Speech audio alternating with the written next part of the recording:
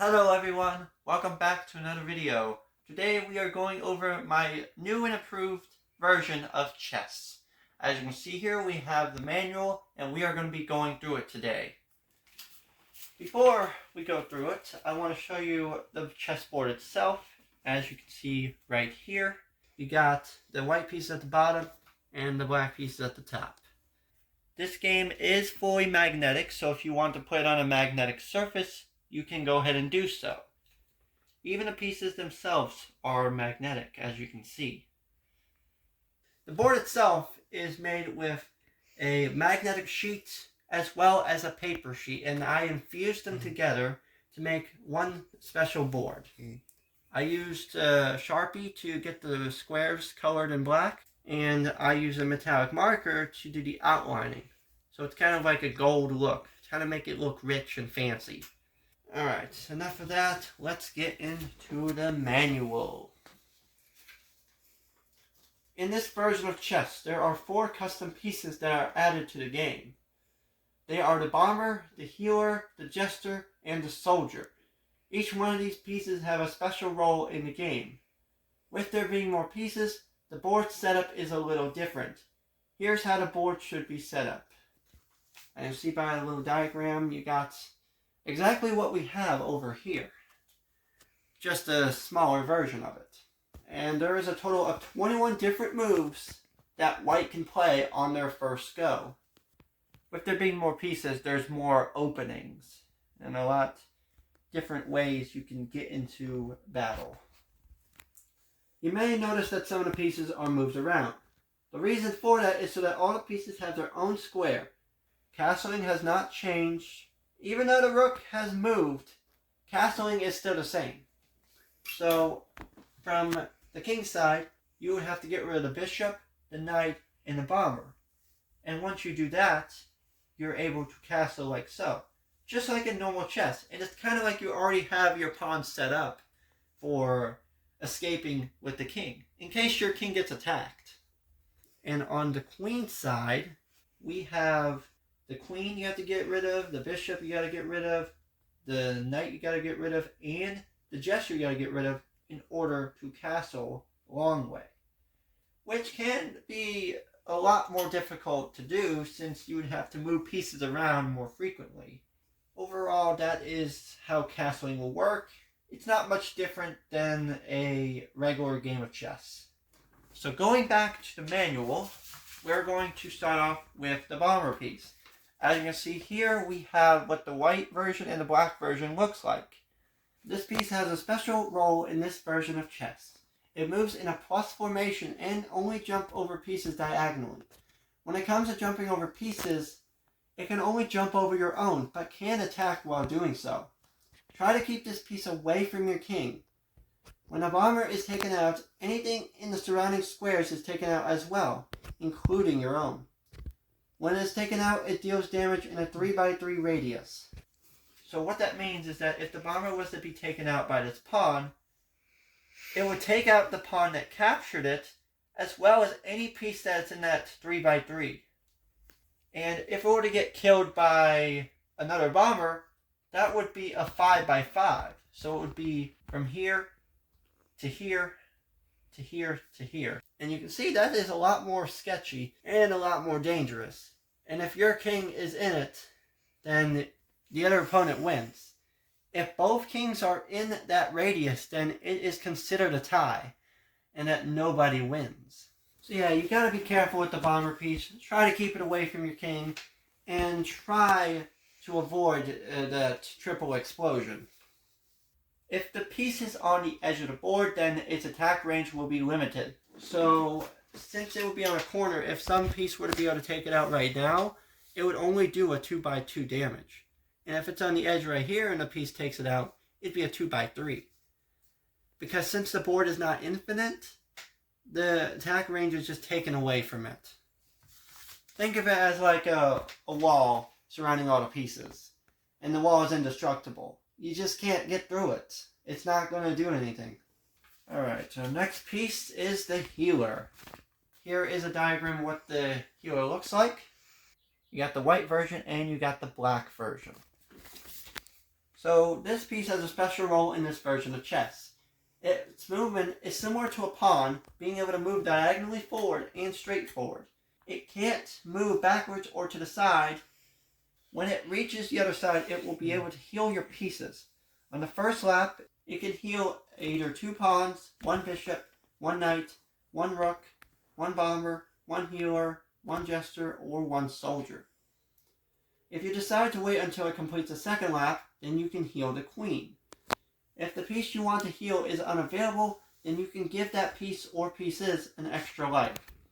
When it's captured, it will be able to take back in the same spot. So let's say I were to give the pawn an extra life. If it were to get captured, it would just take back in the same spot. Just like that. So it's kind of like you had a double defender there. If you want to give your healer an extra life, you can do that too. It's just not recommended. After the healer reaches the end of the board, it will turn around and go the other way. This piece can jump over any piece except for the pawns.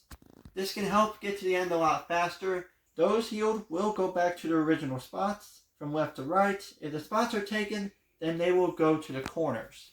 And I don't mean to any corners. I meant the corners on their side of the board. So this corner or this corner for white, this corner or this corner for black. Our next piece is the jester.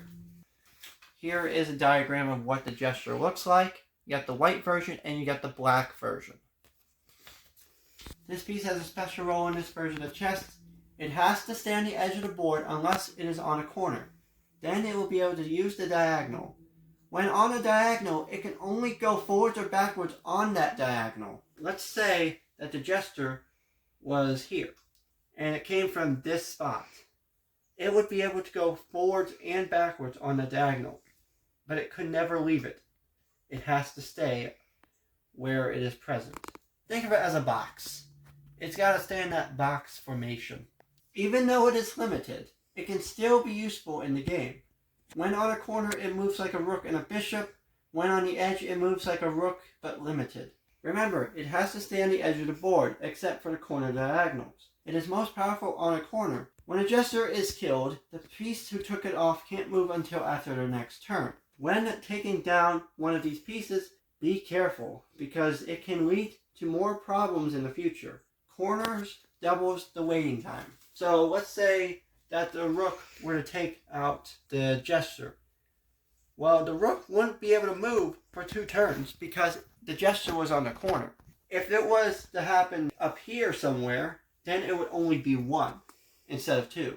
So our next and final piece is the soldier. Here is what the soldier looks like in the diagram. You got the white version and you got the black version. This piece has a special role in this version of chess. It moves in an X formation and can jump over opponent pieces vertically and horizontally. Unlike the bomber, which can take pieces when jumping over, the soldier cannot. This piece cannot be killed by the opponent's king. It can be used to protect your own king from the other team's king in endgame battles. With this piece, it makes it easier to take down the opponent's king, so make sure you are careful. The king is the only piece that can't kill the soldier. Any other piece that is not the king can take it out. Even another soldier can. And you might be wondering how the soldier can kill another soldier. Well, when the soldier is on a corner, it's able to teleport. So let's say that this soldier was on this corner here. If this is free, then it can teleport to it in 1 turn. That way, both soldiers would be on white squares. And since it moves in an X formation, they would be able to attack one another. But you gotta be careful with your pieces too. If the king's pieces are very close to yours, you probably don't want to do it because you would need as much protection as possible. Now, if there's not any piece on the board, probably more than likely better to change colors, so that way there'd be more of a battle. Unlike bishops that can't do that, it gives them a special role. And the point that it can only move 1 square at a time, just like the bomber. When a soldier is captured, the piece that took it goes back to your previous square. This piece has a better chance of survival in endgames. Alright, now that you know about the pieces, there's a few more things I need to talk about.